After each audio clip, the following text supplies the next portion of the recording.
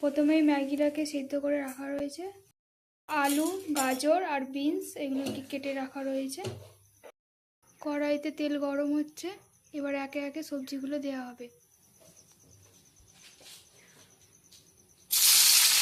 প্রথমেই গাজরটাকে দিয়ে দেওয়া হলো, এরপর দেওয়া হলো বিনস,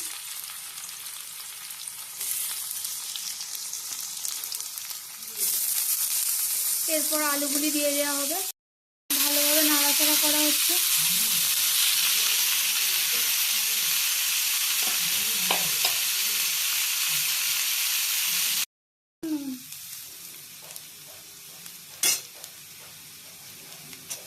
এরপর কাঁচা লঙ্কা,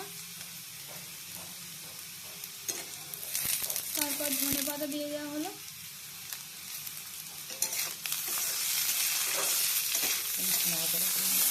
এগুলো এবার নাড়াচাড়া করতে দেওয়া হচ্ছে, একটু ভাজা ভাজা হওয়ার জন্য। সবজিগুলি এবার ভাজা হচ্ছে কড়াইতে। এরপর এর মধ্যে অ্যাড করা হবে ম্যাগি।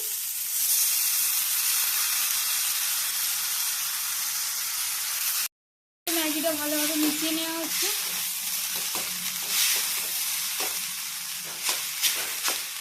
করা হবে ম্যাগি মশলা।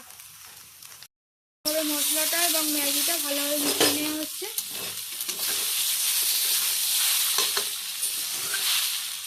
এইভাবে কিছুক্ষণ ধরে নাড়াচাড়া করলেই আমাদের ম্যাগি একদম রেডি হয়ে যাবে।